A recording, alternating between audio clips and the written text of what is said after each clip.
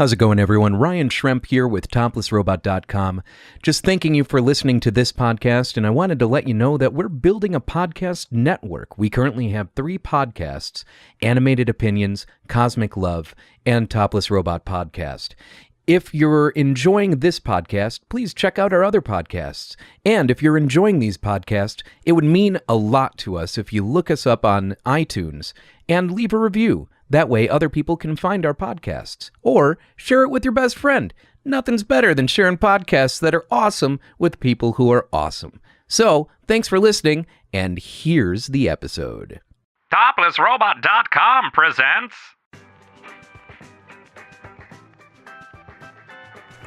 You're listening to Animated Opinions, the only podcast made entirely on the backs of unpaid student interns.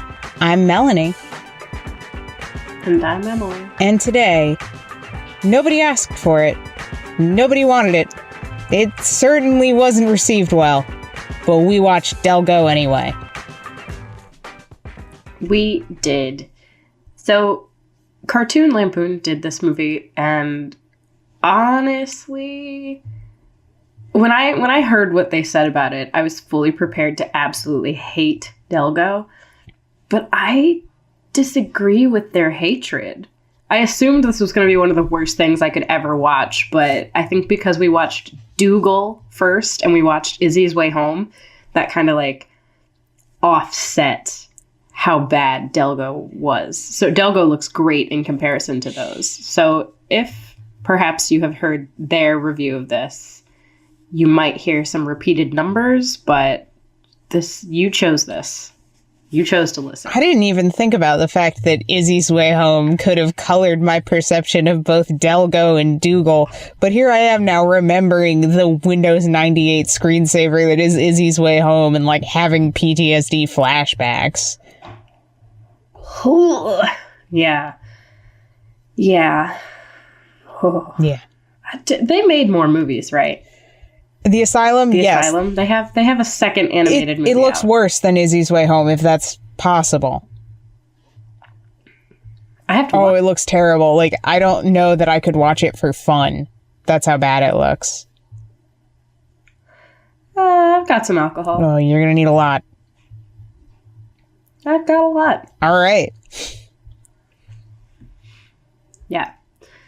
Oh, we just don't want to talk about Delgo. No. The thing is, there's not really a lot to say, and I think that's the real problem. Well, there's a lot to say about the nightmarish production of Delgo, which took hundreds of thousands of years. It was basically like building the pyramid, except the pyramid turned out to be a mediocre animated movie. Blah. Yeah. Delgo, apparently, was the first independently produced CG animated feature made in the US. I do believe it has a DVD and Blu-ray release. I think it has Blu-ray. Who put Delgo on Blu-ray? I don't know. I will have to double check that, but I feel like it has a Blu-ray release. But let's dive into the creators of this masterpiece. Fathom Studios began development on Delgo in 1999, with animation beginning in 2001. Delgo was produced by Fathom in conjunction with Electric Eye Entertainment Corporation. Mark Adler was one of the directors, and he said in an interview that the film sets itself apart from other recently computer-animated films because it's not a comedy and it has a very human story told in a non-human world. They were partnered with Dell, shockingly enough, and they provided Fathom Studios the hardware required to render Delgo. Delgo. Now, Oh. Yeah, I was just going to say, this is going to happen a lot. Delgo doesn't set itself apart in any way. Like, 2001, well, it came out in 2004. So if you're beginning animation in 2001, there are adult animated films out there. They might not be American and they might not be indie, but they exist. Oh, Prince of Egypt already came out. Fuck yeah, Prince of Egypt. Yeah, Prince of Egypt came out in 98? Anyone who ever tries to say, oh, we're doing adult animation for the first time, I just want to gesture to a picture of Prince of Egypt and be like, you're going to be less beautiful than this, and you'll probably just be a worse movie overall. I honestly think Prince of Egypt is like the be-all and end-all. I love Prince of Egypt. Prince of Egypt and like Road to El Dorado are the two animated movies. If I had to pick two to exist forever, I feel like those are my top two. Those are, okay, I agree with those choices. Oh, speaking of Prince of Egypt, Val Kilmer was in Delgo, by the way. Moses. Val, will you do anything for a paycheck? Yes. Yes, he will. Well, maybe after Prince of Egypt. Delgo. Delgo was also self-financed, mainly because it's super difficult in the past and in the present, for indie films to secure distribution before they're finished. So what usually happens is you make your film and then you shop it around to get a distributor, so at festivals and things like that. But Delgo set itself apart by generating enough funding from private individuals to complete this film, and then they hired an agent to handle distribution rather than shopping it around from place to place. And allegedly, the inspiration for the story really came from all the unrest we have in society today. Prejudice, discrimination, hate crimes, violence, all those terrible things. And they wanted to tell a story where the heroes overcame these things personally and they facilitated change among entire peoples. Now, I wonder if these guys, if they could see the world right now, if they would have been like, shit. Yeah, if Mark Adler and the guy whose last name I can't remember, if they could see the world now, do you think that they would change their minds on that statement? No, because I think Delgo did the things that they wanted Delgo to do. I don't know that Delgo did them particularly well, but I see where that exact idea is in Delgo's story and its DNA. Okay. The author's intent of Delgo is very clear. Yes, its thesis statement did really, really well. Oh boy. Speaking of Prince of Egypt, we're going to jump right into another DreamWorks comment here. Chief animator and artistic director Derek Winslow went on record in January 2001 stating that Delgo would be his finest creation and would outperform Shrek at the box office. And they believed that this film would do so well that Fathom Studios president Mark Adler said that a sequel was in the works. Apparently, Delgo was supposed to be the first in a trilogy. What? Yeah, people honestly believed that Delgo was going to blow fucking minds. What would the second Delgo movie even have been? You know, we'll never know. It never happened, so I will never be able to tell you what Delgo 2 was going to be. But apparently they had people credited on Delgo 1 that did not work on Delgo 1. They were working on the second one. Oh. But because they were in the studio, they got their name in the credits. I think they needed to beef up their credits a little bit. Who was like, yes, this Delgo movie 1 is going to make more money than Shrek, which made the most money that's ever existed up until that point. I mean, damn. That statement, they were looking kind of dumb with their finger and their thumb. In the shape of an L. In the shape of a D for Delgo. D for fuck this movie. Damn. Oh, D for digital dailies. Ah, yes. Fathom launched a digital dailies feature on the movie's official website, allowing fans to follow the production as it happened. Animators would post their work daily on the message boards, and fans could see the directors' and producers' input as well as subsequent changes to the scenes. Actually a cool thing. it is the only cool, good thing to come out of this production. And that's kind of shocking because it was more a marketing tactic to build hype and exposure for this film. But yeah, this website is still active. You can still watch the digital dailies for Delgo. They are up. They are accessible. The website is terrible, but you can be in and around the Delgo website and experience what it was like in 1999, because the website ain't fucking changed a bit. I actually really enjoyed watching the digital dailies and taking a look at all the stuff that happened behind the scenes on Delgo. It looks like people did genuinely enjoy making it. Yeah, I mean, they worked really hard. Or they tried to. The whole purpose of the dailies was apparently to allow the crew to offer commentary to other staff who weren't working the same hours, which is a little bit odd to me because usually you do that in a studio environment. So to me, that implies that Delgo was not made in one location. It was kind of like people working more remotely. But it's not my movie. I don't care. And by granting public access to the film as a work in progress, they were helping, or they believed they were helping to educate students and animators and film enthusiasts, and that it would help them understand the procedures involved in making a computer animated movie, which, you know, is cool because I look at a lot of films and go, how did they do that? Even though I work in the industry and have worked in the industry and I see some of these behind the scenes, but sometimes you see a shot and you're like, what? How? I need it. Like, I want the breakdown. I want the breakdown yesterday. And what did I see recently? I saw something in the theaters and there was a VFX shot, or maybe it was on TV. I don't know. Anyway, there was a VFX shot and I was looking at it and I just kept rewinding the film to watch this shot because I wanted to figure out how it was done, and like that, to that degree. So digital dailies were really, really cool, but obviously they didn't catch on because you don't want everybody in the world to see what you're working on.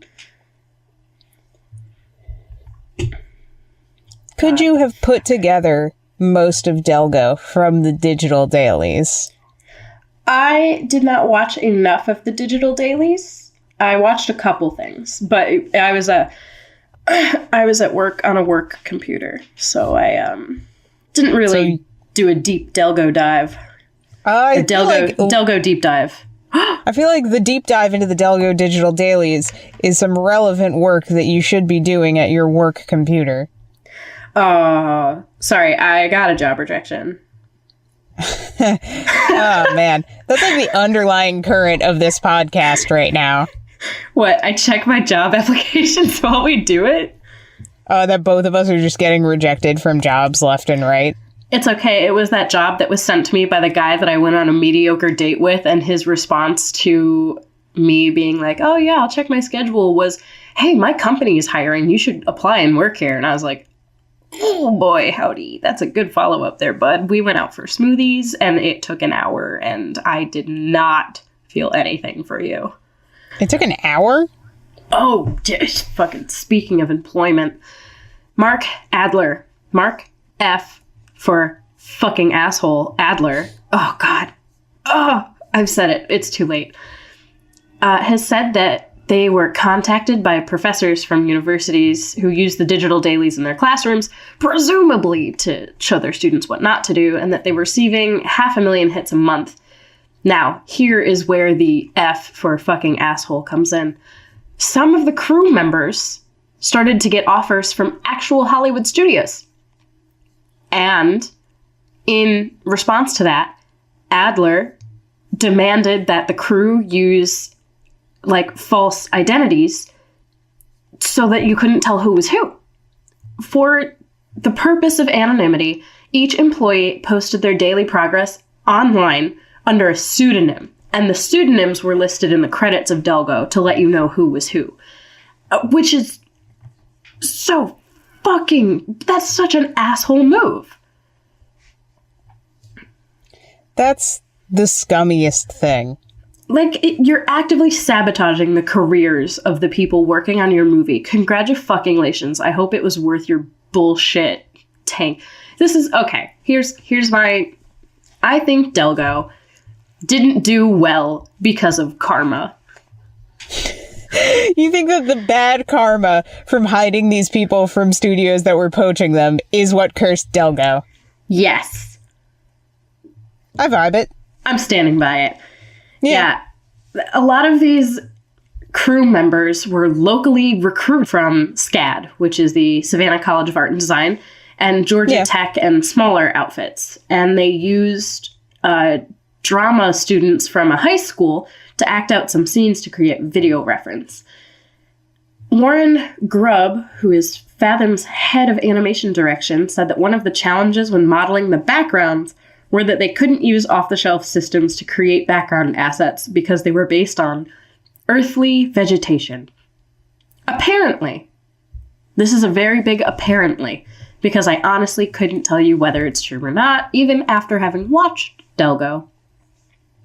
The team made 22 creatures, 30 plants, and 56 sets. I can only assume that that 22 creature count is of individual assets and not 22 species, because we definitely did not see 22 species. I think they might be counting humanoids as well, and that's where they're getting, like, that amount of creatures, because there were a lot of, like, oh, the bad guys, henchmen, were not... God. Oh, they weren't lizard people or fairies. I'm already out. I'm gonna have to go back to the plot summary, because I'm really fucking this up real good. Did this movie... Also, why? all of those sets were, like, brown. Excuse me. Okay. Earthly vegetation. If I can't tell that your stuff is individually designed, you didn't need to do it. I know this is supposed to take place on some other fucking planet, but it looks like grass. It looks like trees. It looks like ferns. Jesus Christ. Just, like, admit that you suck and move on. I'm sorry. No, Warren. That's fair. Yeah, so... Delgo. Instead of having the voice actors come to them, they went to where the actors were with all their equipment to record their voices. So clearly this was a really high up there production. Anne Bancroft, the voice of Sedessa, died in 2005 before production was finished. Wait a fucking second then. How did it come out on DVD? I must have written down the DVD year wrong. I'm sorry. Because if she died in 2005, Delgo came out in 2006? 8?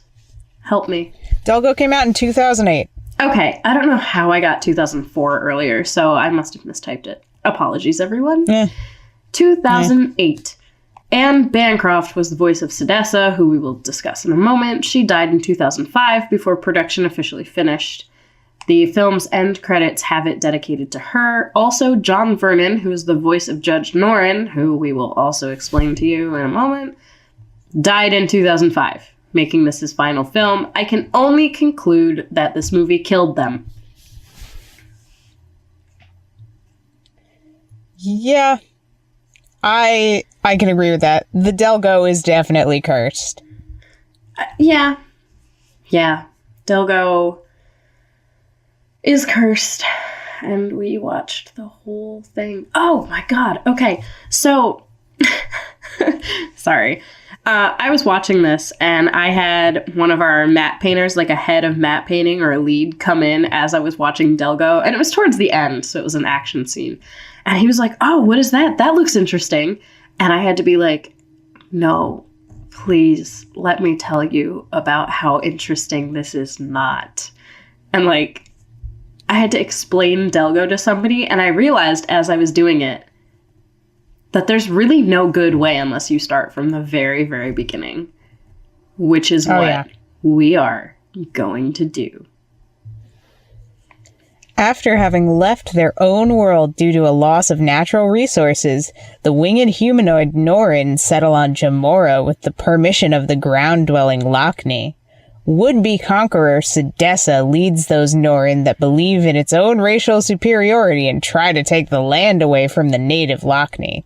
The parents of Delgo, a Lochni, are killed in the resulting conflict. Norn King Zahn is horrified by the war and admonishes Sedessa, who then poisons the queen and almost kills Zahn as well. She is subsequently banished and her wings are clipped off. You get all that? Because there's a lot of things that happen in the first, 5 minutes. I appreciate that we started with genocide right off the bat. I watched this movie on a plane, and a 5 or 6 year old child named Nixon kicked the back of my seat for the entire time. It was very 4D. Nixon? His name was Nixon. No. Yeah. Like President Richard Nixon. Weird. Yeah, so not only do we start off with genocide right off the bat, we also established that this movie could definitely look worse, but it could look better. The textures and everything in this could be infinitely more disgusting, but they could also have been a lot better. We're working very, very, middle of the road, but leaning heavily towards shit.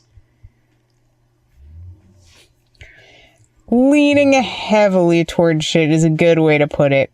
All of the characters are terrifying. The Lochnis don't have ears. Yeah, okay, sorry. The environments could be worse. The people, the humanoid characters, are gross as fuck.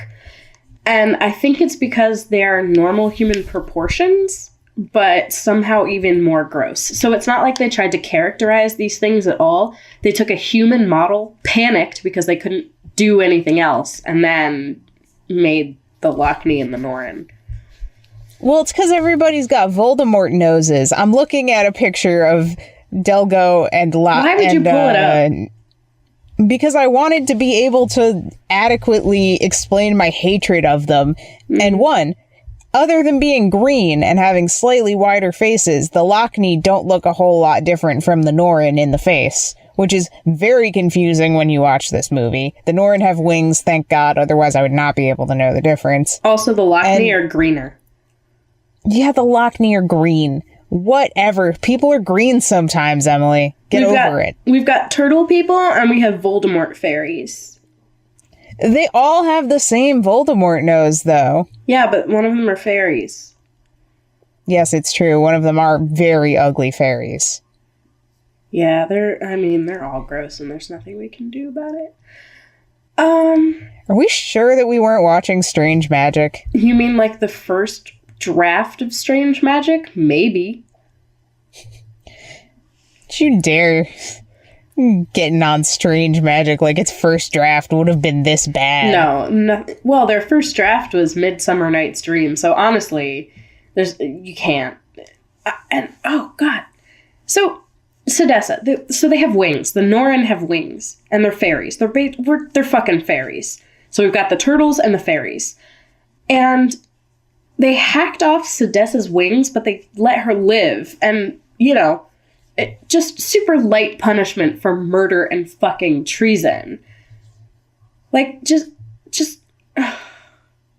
Why do I have murder what of is her this? brother's wife? Oh, okay, I know what that is. Sorry, yeah. Sedessa gets banished. So this, real quick, what we didn't establish, Sedessa, in her banishment, takes over this, floating hell island that's inhabited by goblins, because goblins exist too, and they're creepy little Shakespearean nightmares.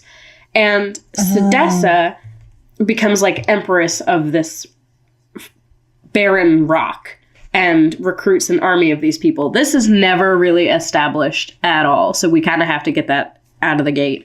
And I forgot that was a plot point because I have a note, bitches, just climb out of the fucking jail. Ah, there we go, into the pit. I like Sedessa's style. Just fucking murder your way to shit. And so Sedessa, I have to say all this because it's never established in plot aside from this brief 2-minute scene. So she has all these warlords of the goblins, and they're just like, you need us. And she's like, I fucking don't, though. So she captures them all, puts them in this weird jail, and then sends them to their death. She's evil. We need to establish that ASAP. And then we cut back to story. She's very evil. Delgo, our titular character, is raised by Elder Marley, who tries to teach him how to use the power of magical stones. It's the Force. Don't get it twisted. It's just the Force. Oh my god, it's what? It's the Force. It's just the Force from Star Wars. Delgo grows up and he gives in to his desire for revenge against all Norrin.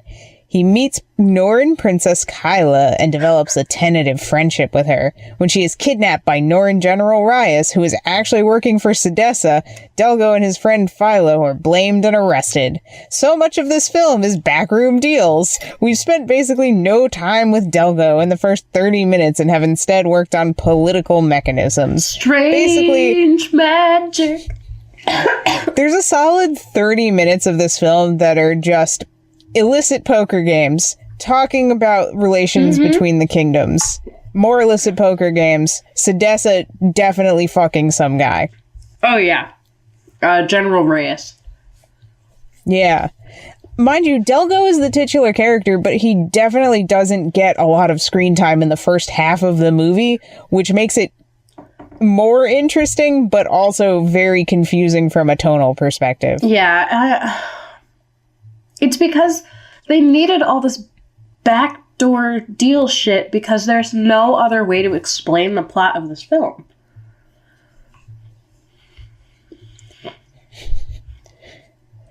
They ride dinosaurs also during this part, which is not mentioned in the plot summary.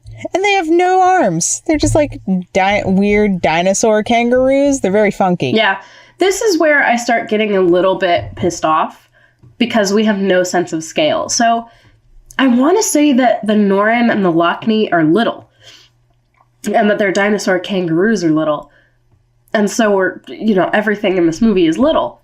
But I can't say for sure because A, I'm never given a sense of scale, and B, I don't care. It's an alien world, Emily. They could all be the size of our thumbs. That's true. Who knows? Also, I wanted to point out this trend that I recognized from 99% of the movies we've seen. They all open up with a young male character doing something totally dangerous and cool to show how much responsibility he's going to learn over the course of the film. A la Prince of Egypt. A la Barnyard. A la literally 90% of movies because we're following a male protagonist. And also, well, let's be fair, the same thing happens in Quest for Camelot. It's true. And Kaylee is a lady. But she wants to be a knight. Anyway. Yeah, no, these character models are gross.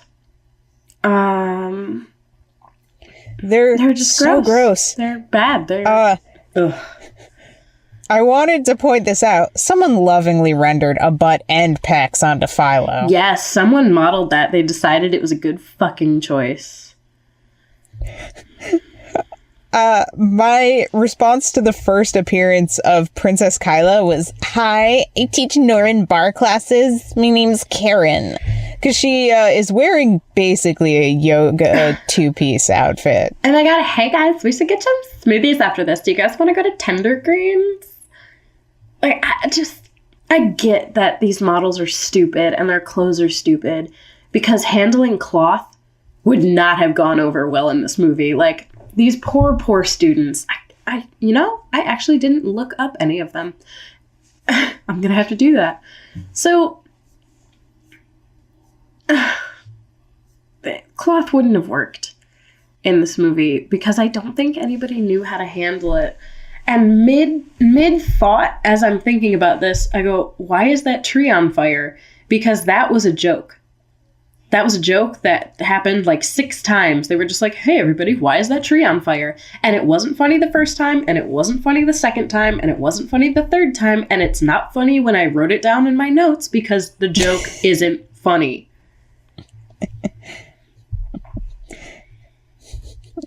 sitting here laughing at how angry you got about that shitty joke. Fuck that tree. As I said earlier, the magic stones are just one part Quidditch, one part the Force. The same cliched scene as in every movie exactly like this. I do like how unenthused Delgo is by it, though. He's just like, control these stones, old man, and chucks the rock. Yeah, I can control the stones. My balls. Ooh. It's a metaphor for penises or something. I don't know. I don't know. It's about responsibility or magic. The stone magic it does come into play, but they don't explain it well enough, so it always is confusing that now it's a shield, and now it's this, and now it's that. I don't know. And there's a Mirror of Galadriel scene. Like, they make Delgo look into the magic fountain, and he's just like, oh, hey, yeah, it's that scene from my past. Look, genocide is bad. And there are sky turtles in the background, which is super chill. Like, sorry, we get a reverse shot, so we're looking kind of like from where the water is up at Delgo and the Elder, and in the background are some decent looking clouds, and then some sky whale turtle things, and that's very soothing. And the water itself looks fine. I was fine. Yeah. The water was certainly all right, and if only they had bothered to light anything, because the lighting that they've got in this movie covers none of the textural sins that are done in this film, especially not on the horsosaurs, which is what I'm calling them now. Their texture is just nasty. But at least there was lighting, like unlike Izzy's Way Home. And Izzy's Way Home occasionally had hard-baked lighting. That's true. What was the...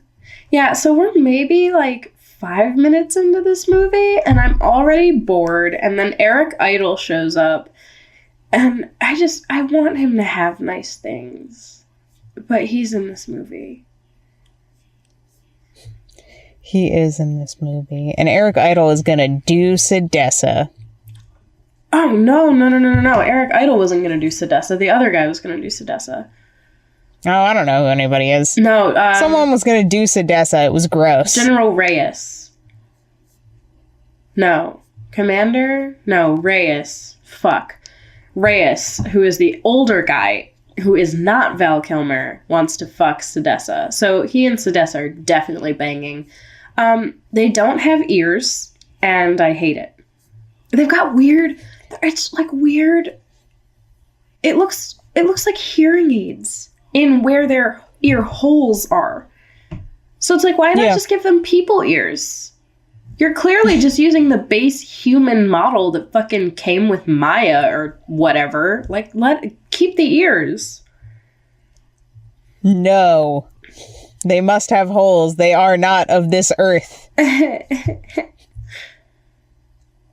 I like my description of, this is Shrek 2 level animation at best. I have only seen Shrek 1 and Shrek 4. Does it fall somewhere between the two? I don't remember Shrek 4. This is about the quality of Shrek Retold. What is Shrek Retold? Holy fuck, have you never seen Shrek Retold? Oh, is it Shrek Retold, the YouTube reanimated thing? Yes, I have seen Shrek Retold. Okay. That is what we're talking about. I thought you were talking about officially licensed stuff, not unofficial. Ew, no. I just appreciate that DreamWorks was like, yeah, no, let this happen. This is great. Shrek publicity. Yeah. Anything that reminds the public of Shrek. So, there's so much going on here. We've touched upon a couple characters. You've heard us throw around the name Reyes. And, okay, there's another guy named Bogardus, who is Val Kilmer. So, Val Kilmer and the evil guy that's fucking Sedessa, you'd think that the older guy is in charge, but it's actually Val Kilmer. But there's this whole plot to, like, discredit Val Kilmer. So now the colonel is the general because Val Kilmer decided to offer weapons as collateral in the card game. So the old guy who wants to fuck Sedessa is now the general. And Kyla lost a necklace that belonged to her mother, and Delgo was like, I'll find it and come back here tonight, because he already has it, by the way. And Kyla and her handmaid, who never gets a name, they're like trying on clothes, but they're not trying on clothes because Kyla is wearing the exact same outfit she's been wearing this whole movie. It's like, does the outfit I've been wearing this whole time make me look fat? And it's like, well, we're never going to see you in any other fucking outfit because nobody can handle that in this movie. She holds up a shirt. She does. That's it. That's fair. She considers another shirt. She do. Delgo and Kyla very briefly bond over the fact that they're misunderstood teens and they're about to make out. And then suddenly there was actual tension about the invasion of the native people's land by these warmongering assholes, aka the Norrin. It's like, and I was like, whoa, all right, let's get real instead of kissy face. I can deal. Yeah, and like it was so gross. Like, those two character models cannot interact that way. And they have gross toes, and I'm sure there was a lesson to be learned, but it was way too disgusting for me to actually focus on it. And then Mr. Evil Guy swoops in. And what? And then the movie cuts to Delgo's memories of the terrible things that happened to him when he was a kid, and it's basically the raising of a village. Yeah, it's... like, all right, movie. So the bit that they cut out of the Lord of the Rings / is only shown Galadriel's mirror, which is very similar to this, is the scouring of the Shire, and that's very much what happened to the Lochni when the Norrin moved in. So the Lochni are very, like, zen, peaceful, farming, not industrialized, and the Norrin kind of have more of that industrial feel to them, because they live in actual buildings instead of huts. I don't know. I don't care. But it's like that. And they were just like, these invaders bad, our simple way of life good. And they go like full scouring of the Shire, and they show the same scene over and over and over and over and over and over and over. And I kind of wish Delgo had died. Because it would have made the whole movie better. Dang. Oh, Delgo gets captured. Death wish for yes. So yeah, that's why. So the guy who fucks Sedessa followed Kyla on her date to meet Delgo to pick up her mother's necklace. And so, oh God, okay. Kyla leaves because Delgo is like, your people are fucking murderers. And she's like, I thought we were going to be friends and get past this. Whatever, I'm leaving. Thanks for my necklace. Flies away. Gets captured by Reyes, a.k.a. Sedessa fucking dude. Anyway, Reyes picks her up. No, wait. I'm sorry. Kyla flies away. Delgo chases after her. Reyes knocks out Delgo. Fuck, in what order does this happen? Does he tranquilize Kyla first and then go after Delgo, or does he knock out Delgo first and then tranquilize Kyla? I think he clonks out Delgo and then gets Kyla. Either way, Delgo concussion, Kyla drugged. That is how we end up in the Norrin prison, where Delgo meets Bogardus, who is voiced by Val Kilmer, who is the guy that illegally gambled away the weapons, and he was tricked into doing so by Reyes, who is setting up this whole plot. And this is all because Bogardus does not want a war with the Lochni, and Reyes does, because he wants Sedessa back in power. We really need to establish that right off the bat. We haven't said that at all yet. Reyes is helping Sedessa take over the Norrin kingdom. Like, to usurp her brother, who is the king of the Norrin, who is Kyla's father. This is her aunt. Sedessa is Kyla's aunt. My God, this would be so much easier if we had visuals and I could draw this out. I'm so sorry. Bogardus is the other guy who does not want a war. Delgo, Philo, because of course he's there, and Bogardus form a tentative friendship and escape. Also, Delgo and Philo are being blamed for the disappearance of Kyla, and yeah, that's the whole premise of the war, is the Lochni have taken her, even though there's no proof that the Lochni have taken her. So, Delgo, Philo, and Bogardus escape to an underground cavern, and they somehow eventually, this is all glossed over in the plot summary, reach Sedessa's stronghold and rescue Kyla. They return too late to avert a war. Bogardus fights and defeats Reyes, but is mortally injured. Just as Bogardus dies, Delgo realizes that he was the Norn soldier who spared his life many years ago during the first war between the Norn and the Lochni. I'm sorry that you had to do that marathon of explaining solid 40 minutes of this movie. Yeah, so that like brief rundown is the whole middle part of the movie. Yeah. Yeah. Yeah. That's all we get. Also, the Norn are just terrible, and I hate them.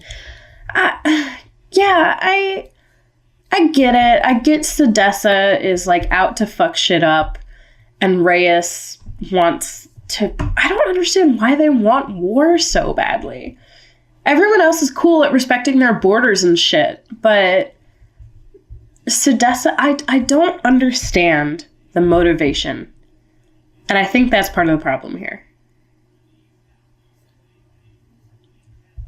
I agree. Sedessa is an interesting character because she's so evil. But for what purpose? Power? She murders her brother's wife just to get back at him. No, because she was going to kill him too. Her whole point was to usurp the throne and take over and kill all the Lochni. So I guess the whole motivation is that she and Reyes are awful murdering racists? Yeah, I think that's what we're supposed to be getting from this. I also think I'm reading a little too much into it. I'm reading more into it than anybody else fucking did while writing this. It's true. I do love her henchmen, though. Yeah. Especially the awful Shakespeare one. And they made me laugh. Yeah, Eric Idle is pretty cool, and I kind of wish he wasn't in this, because the poor Pythons are working so hard. And I don't think they have any kind of race. They're just generic, shitty, evil goblins, because we needed something that wasn't the Norn and wasn't the Lochni for Sedessa to interact with. I also have a note that I want Philo dead because he's awful. Philo is pretty bad. However, at this point in the film, mind you, we're 40 minutes in, I'm on an airplane. Are you sure? Because I feel like we're halfway done. We're halfway done, but I'm sitting here like, oh, God. Yeah, this isn't as bad as Dougal. It's not as bad as Izzy's Way Home either. Like, Dougal was awful, and there was nothing that could be done to save it. But I feel like Delgo, with, like, a couple redubbed lines and maybe, God forbid, some narration and a recut, Delgo could have been better. Like, this movie could have been made better. There was no saving Dougal. I mean, my biggest question, which is answered in the latter half of this film, is why do you make an animated movie that's mostly war room drama that doesn't need to be animated? The second half of the film justifies it being an animated movie. And there was also no way to avoid that war room drama. They just lacked the finesse of story that other people have. Like, Mulan has it, and Pocahontas has it, and Prince of Egypt has it, and fucking what else? There's so many movies that cover this shit, and they have way more finesse than Delgo does. Mulan is a great point, though, because Mulan, in theory, covers similar points to Delgo in the sense of, there's a war and we're fighting it, and, like, you're gonna learn about the war, but also learn about this character's journey. And Mulan does a good job of tying those two stories swiftly together right at the beginning, so that way you don't spend the half of the movie swapping back and forth. Yeah, it's a lot of show, don't tell. And Pocahontas, you get it all in a fucking song. You get it in that Savages song. And that's it. I mean, obviously there's, like, underlying elements to it that is just the beauty of a Disney story and the simplicity of it. But what I'm trying to say is Delgo could have been better. Delgo could have been better. I also would like to point out that I definitely noticed some textures and some assets get upscaled or slightly tweaked during the during the film's runtime. Yeah, I don't think there was any like quality control on this movie. But what did you have examples of that? Because I asked. I was like, "Fucking what?" It was the dinosaurs. Oh, okay, yeah. Oh, because they went from having a very flat texture on them to actually looking like someone may have bothered to model a texture on it, or make an actual texture. Do like a bump map or something. Yes, you get what This was the point in the movie that I have the note, Bogartis sounds like Moses. Why does he... Oh, for fuck's sake, it's Val Kilmer. Moses is in this movie. Like, I recognized the voice because I was like, why does this sound so... Why is this Moses? Like, Moses is in this? This can't be. No, there it is. It's Val fucking Kilmer. Under this note, I mentioned that they really wanted that to be a big death. I was talking about Val Kilmer's death. Okay, yeah, so I couldn't tell. Bogartis dies. Did I say that? Yeah, Bogartis dies. He gets shot in the butt by one of the trank darts, which knocks... Okay, so these trank darts knock out everybody else. Kyla's totally fine when it's used on her. It's fine when it's used on Delgo, I think, gets shot by one. Sure. What I'm saying is Bogartis gets shot in the ass cheek, basically, and dies from it. Yeah. Like, right in the butt. Just right in that butt, and he takes it hard. He goes, oh, man. It just dead. Just fucking... Oh, my God. Oh, Jesus. Okay, so. Before we jump into this next bit of plot, because it really just jumps in. It doesn't explain this to you. It says, meanwhile, Sedessa's army of monsters join in the battle. Okay, we gotta go back a little bit. So, because if we don't, it's gonna be like, who? What? Sedessa has her army of monsters now, because remember, way back in the very beginning when she killed the generals of the army she had amassed? Cool, she has an army now. Great. I'm sorry, we don't even fucking talk about Kyla being captured by Sedessa and held hostage? Kyla takes care of it, it's fine. But no, because there's that whole scene where... hold on, real quick. Somewhere in this mess, before what we're about to say, Kyla is captured. She meets Sedessa. They have a moment. She's like, why are you doing this? Sedessa is like, because I'm fucking evil. And Kyla is like, yeah, you fucking are. She is... Sorry, I can't do she because Kyla and Sedessa. Sedessa is going to chop off Kyla's wings in retribution for what was done to her. Also, Sedessa wears fake wings, kind of to compensate for the fact that hers were cut off. So they're about to chop off Kyla's wings. Delgo, Philo, and Bogartis come to rescue Kyla. That is how we get to this point. Because I think what they were going to do was chop off Kyla's wings and then go to war. Because we see them prepping for this. No, okay, this is important. I'm so sorry, everyone. Gotta back up. Delgo lore expert. This is important. And it's only important because if we don't explain it, it's like, how the hell did we get here? Delgo, Kyla, Philo, and Bogartis are on Sedessa's rock planet kingdom. Sedessa is going to chop off Kyla's wings and then go to war.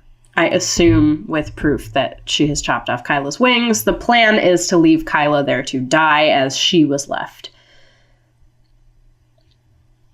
They, in the middle of this, are leaving. Like, Sedessa's army is leaving this rock to go join this battle. because the Lochni and the Norrin are now fighting. They are literally, as this is happening, killing each other. Great. Cool. We've got to fight. Sedessa's army jumps in. Back to the plot. Go. Meanwhile, Sedessa's army of monsters joins the battle. Sedessa's army of monsters joins the battle. Kyla convinces the Norrin generals to direct their troops to stop fighting the Lochni and instead pick them up and fly them away from the battlefield. Philo then directs an entire stampede of large animals onto the battlefield, sending Sedessa's minions fleeing for their lives. Delgo goes off to face Sedessa and finds King Zahn, whom she's taken as prisoner. He finally manages to master the stone magic and defeats Sedessa. He also puts the past behind him by saving her rather than letting her fall to her death. Damn. He also puts the past behind him by saving Sedessa rather than letting her fall to her death.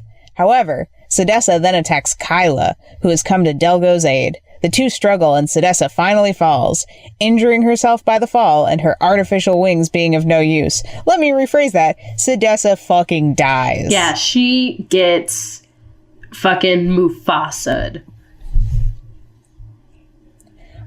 She gets scarred. Oh, yeah, sorry. Like grisly death on screen. Is there Delgo fanfiction? I'm looking it up. You forced my hand. While I was on the plane watching Delgo, this was the exact point where I looked over and saw someone watching Smallfoot in the row in front of me, and then spent definitely like 10 or 15 minutes watching Smallfoot with no sound because I liked the Hotel Transylvania-esque character designs. Yeah, I mean, that's really all they can do. I was not engaged at this point. The movie has no reason to be 90 minutes long. It should really be, and here's where I debated, about 63 minutes long. These long-ass chase scenes and action scenes that they've got all packed right at the end of this movie are just okay. They're not compelling, and since it's all kind of base levels of ugly, it's a little weightless. They're not really going for it.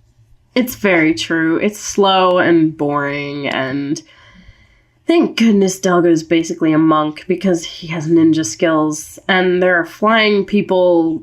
So the fairies have flying dragons to fly on? Yeah. I don't know why. You'd think that the Lochni would be the ones with the connection to nature and the dragons. No, the Lochni are very ground-based. I did like that Delgo just throws a guy off of his dragon and is just like, yep, I've achieved my goal. Yeah, fucking... Yeah, no, this is where it starts to drag a lot. Like, it should be exciting. It should be compelling because it's an action scene, but it's taking way, way, way, way, way, way, way too long. Like, we could have compressed... This is where I mentioned the chase sequence where Sedessa's army is leaving. We could have compressed the chase sequences into one with the same cuts between them, and it would have saved a ton of time. Yeah. No, I gotta agree with that. The fight scenes are weightless, they're long, they're floaty. It's there. I was very excited to see Philo doing something, though. I wrote, hey, friend is doing a help. You go, friend. Yeah. Oh, here's where I mentioned that it just needs to be recut. Of all the films we've done so far, this is the one that needs a recut. Yeah, I fully agree with that. Hey, shit, so I guess there's a war happening, Kyla. Battle of 5 armies, motherfucker. What was this? Kyla... What could you possibly do not hope know. to gain? Oh. It was probably the guy who was going to fuck Sedessa. Yeah, okay, so... Sorry. I guess there's a moment before General Reyes gets what's coming to him, because there's a line that I don't know who says it to him. He says, what could you possibly hope to gain? And I have immediately after it, some pussy. Duh. Like, And then here's the note. Jesus, those darts clearly aren't fatal. It didn't kill Philo. Oh, maybe it wasn't Delgo. So Philo got shot with the dart. Because it doesn't kill Philo. Oh, well, never mind. I was wrong. Val Kilmer is dead. My note next. Let Sedessa die, Delgo. She killed your fucking parents. She did so many war crimes and feels Every nothing. time there was a fight scene. I stand by that statement. Every time there was a fight scene, I just checked out because there was no point in watching. I think this is where that map painter came over and was just like, "What are you watching? That looks interesting." And I'm like, "Ugh, let me tell you." Kyla does a bicycle kick, and it's one of the worst things I've ever seen committed to animation. No, wait, here, I was right. Danny came over to say hi, and he's like, "Ooh, what's that? That looks fun." So then I had to explain Delgo to a department lead. He's watching The Punisher while he does his work, and honestly, that's the better deal. Please, please, don't let me die. No, please, let her die. I think that's your let Sedessa die, Delgo. She killed your fucking parents and did so many war crimes. I think that's the same note. Yes. Oh, 100%. Don't let me die. Mine's just a lot angrier. No, please. Let her die. Oh, yeah, okay, so Reyes isn't dead. Sorry, continue. So with all of the bad guys seemingly dead, and with everything in order, they celebrate that the war is over and the two races have found peace. But Reyes is not dead. He crawls up from wherever he was in the ground or whatever was wrong with him, and he makes one last attempt to murder the crap out of Delgo. He's subdued by a Norrin, but not before he throws his spear at Delgo. Then, out of nowhere, the spear breaks in midair. Everyone turns to look at Philo, who's finally mastered his slingshot.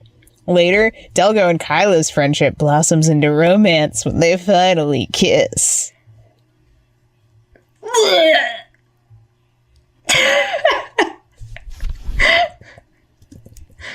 Oh, God. They did a kiss. The bad guy didn't die. The friend was useful. This was a movie that I watched with my eyes.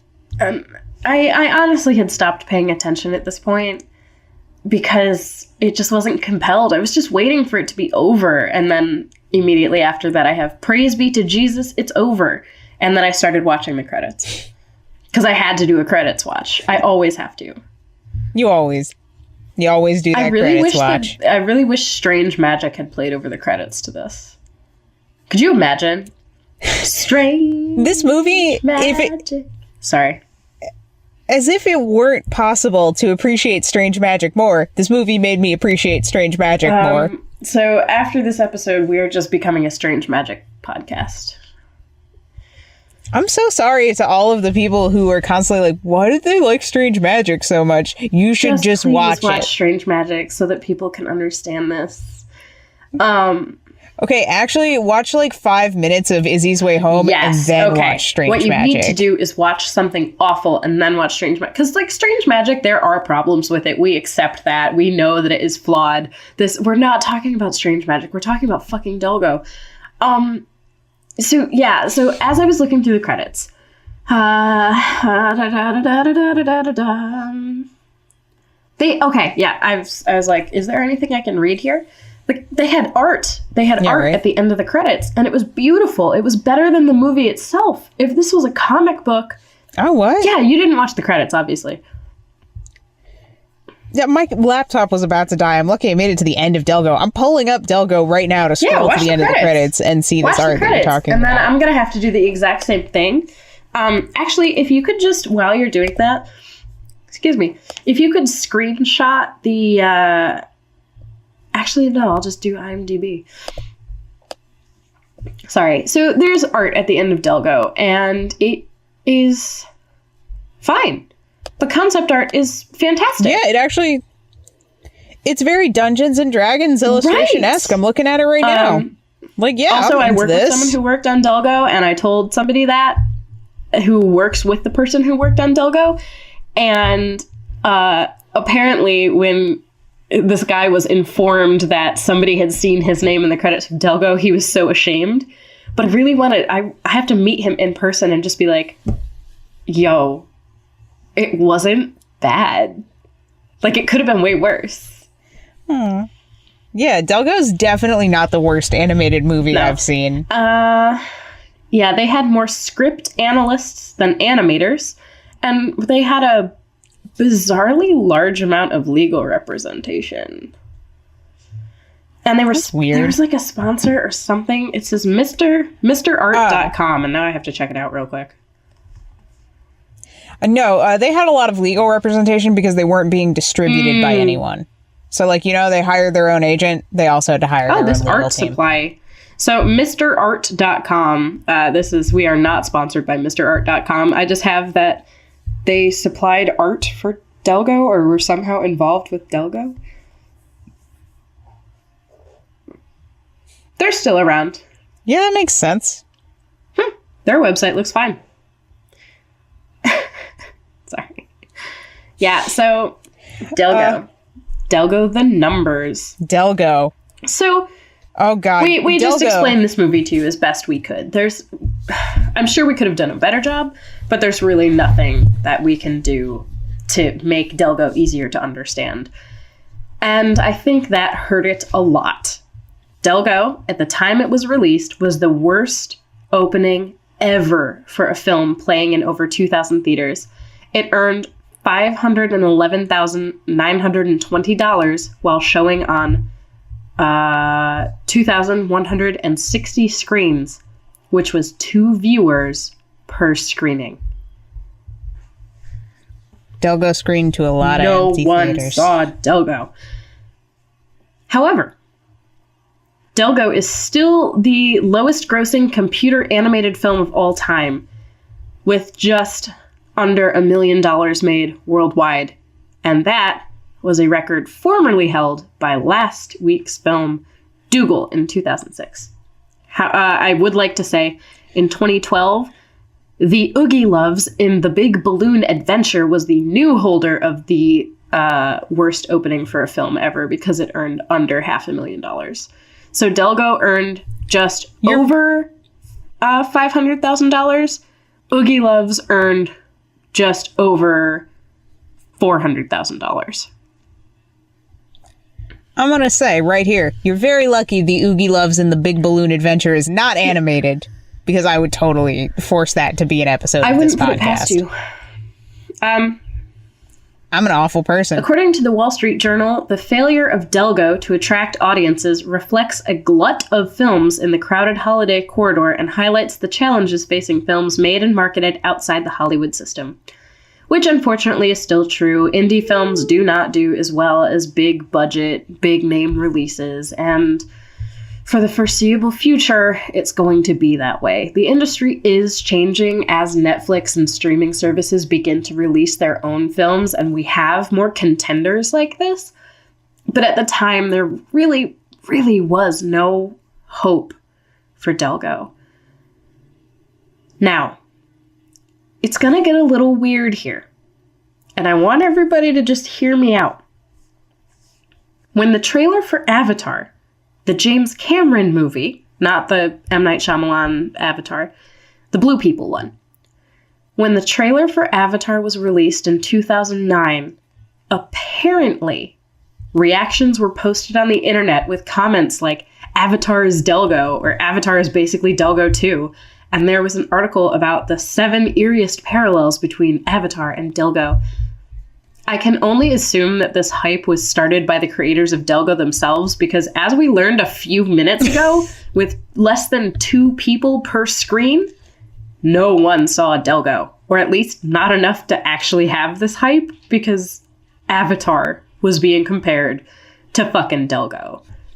Like, sure, Avatar was compared to Pocahontas and Dances with Wolves, and that's fair enough, because everybody knows those movies. Fucking no one saw Delgo to compare Delgo to Avatar.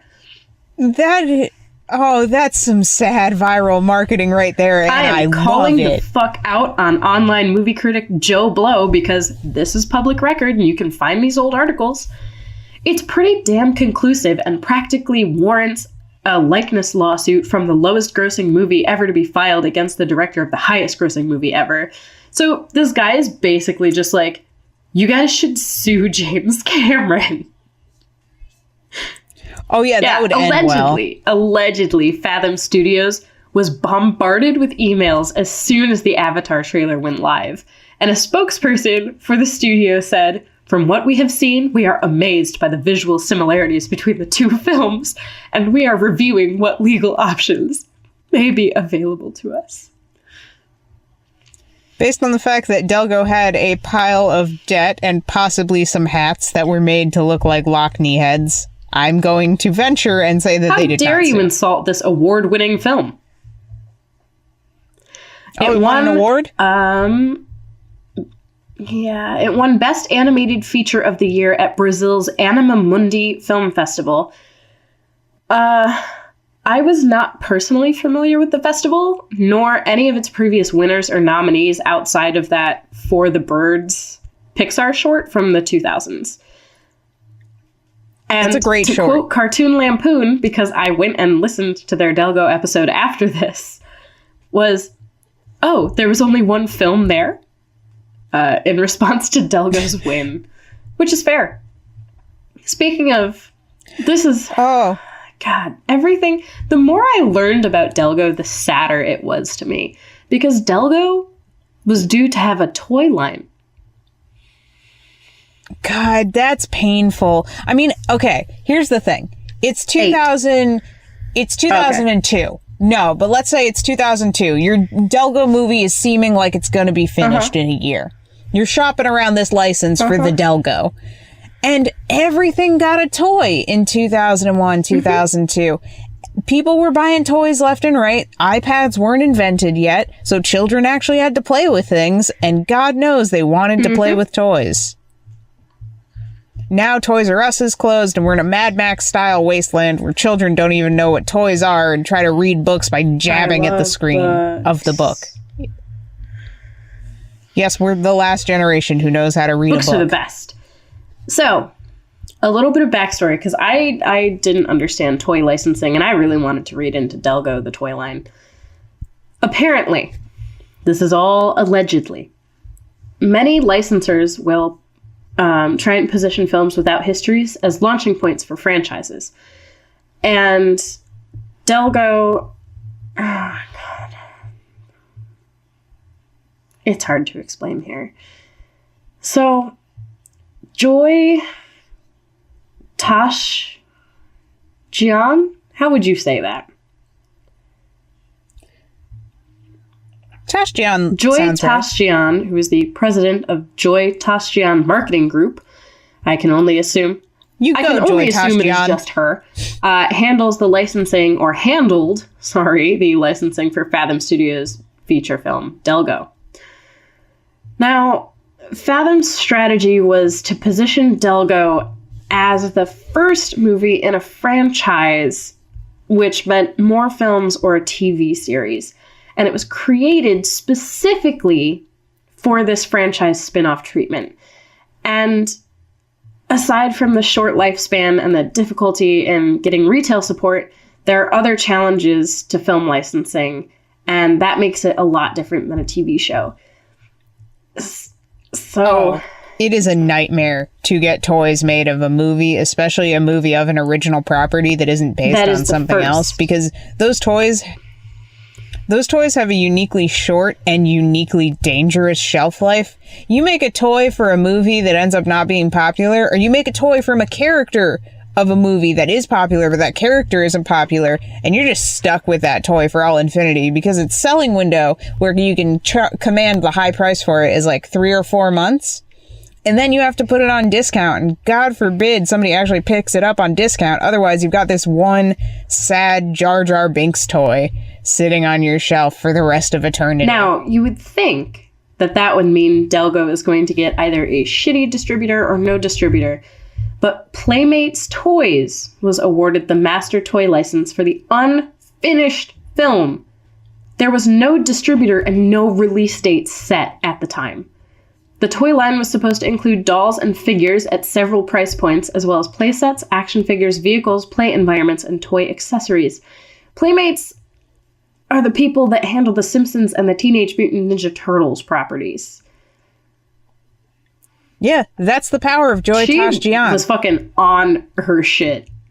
Like, she got in there and she sold Delgo to those people. Because, like, honestly, they were absolutely 100% sold on it. Lou Novak, the president of Playmates Toys, said that Delgo is a terrific film that offers something for everyone. The film's characters and creatures are fresh and exciting and will capture the imagination of today's children while entertaining moviegoers of all ages. And they had a publishing deal too. Delgo was set to have a publishing deal with Penguin Group for illustrated picture books, novelizations, storybooks, hardcover novels, Mad Libs, and movie scrapbooks. Yeah, that's 100% the standard animated film deal back in the early 2000s. Joy sold Delgo like, this is the next Shrek, you're gonna love it. Fuck, that woman is a powerhouse. What did Joy bring into the room to sell? Joy must have just brought the original art and honestly, some of the dailies, like the best looking ones. I mean, the Delgo website is still dated and gross, but it's up and you can access all the digital dailies and access the Delgo website. Be warned, it does play music and I could not figure out how to make it stop. Sorry. Yeah. I could see bringing the original Delgo concept art into the room and some digital dailies and explaining the production of the film and positioning it as an underdog story that people are going to get really excited for because you've got all this early 2000s viral marketing going on. I can see where you could get licensors genuinely excited about this, but still, Joy had her work cut out for her and she did it. On it. Like, I really feel like had Delgo, the property that is the movie, been better, we would be in a very different place. Fun fact, Joy is not a woman. What? I think Joy is a man. What? Yeah. Yep. Genuinely disappointing. SJ. Yeah, so they are the agency of record for NBC Television, USA, CNBC. I'm so sorry. Clearly, I did not. I just assumed it was a powerhouse of a woman because who else is going to be able to sell Delgo? Me too. I already imagined Joy in a pantsuit. There's no going back. Well, now I feel dumb. Oh God, I'm on their LinkedIn. Joy apparently has the license for Keeping Up with the Kardashians? Are you on their LinkedIn? What? Yeah. Yeah. Children's properties include... Oh my God, they also represent the Boondock Saints. To their website.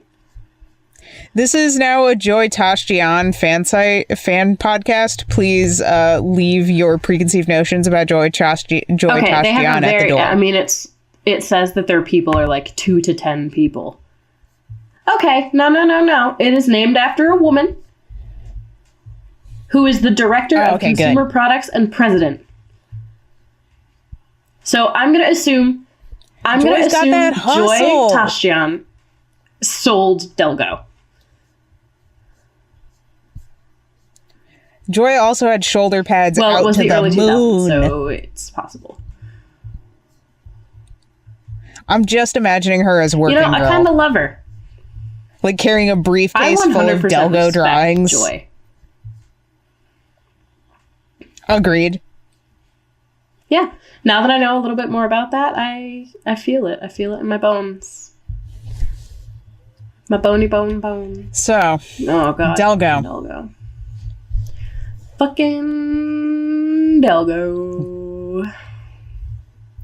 Delgo was a movie that was not as bad as I was expecting. That does not make Delgo a good film, nor do I think you really should spend your time to watch it. However, if you are like us and you are curious about bad animated movies, you should watch Delgo just because it's not the worst one, and you'll be genuinely surprised when people tell you Delgo's the worst film. No, there are worse. There are absolutely worse, and you should be warned of that. We just want you guys to be happy. And if being happy means that we tell you guys that Delgo could be worse, we're not lying. Delgo could be a lot worse. So, That was Animated Opinions. We gave our opinion on Delgo. You listened to it. You can draw your own opinion if you so choose to watch it. Do we not have a sponsor this week? Oh, we do. I just wanted Emily. you to do the outro first. Yes. Thank you, Emily. And our sponsor this week, who waited until the very end to reveal themselves, as they do every month, is the sensation that's sweeping the nation, Boy Box. Now, I know what you're thinking. How will a whole boy fit in a box and get sent to my house every month? A boy? A box? How does this work? Boy Box takes the best elements of a boy and distills it into one simple box so you don't feel lonely anymore. Every month you will receive one piece of clothing designed to smell like the boy of your choice. One headshot of a boy who has been designed specifically to match this scent profile. A series of fake text messages you can text yourself from a burner phone, also included in the Boy Box, to make it seem like someone really cares about you, with a specific personality profile tailored to that boy of the month. You may also receive a charm of that boy, something that boy gave you that that's very important to you, despite the fact that it is a piece of nonsense item, and a picture of that boy's pet. Boy Box is one of the greatest subscription box services out there for sad, lonely women who need a boy in a box so things don't get complicated. Boy Box. It's a box of boys. I'm worried about everything now.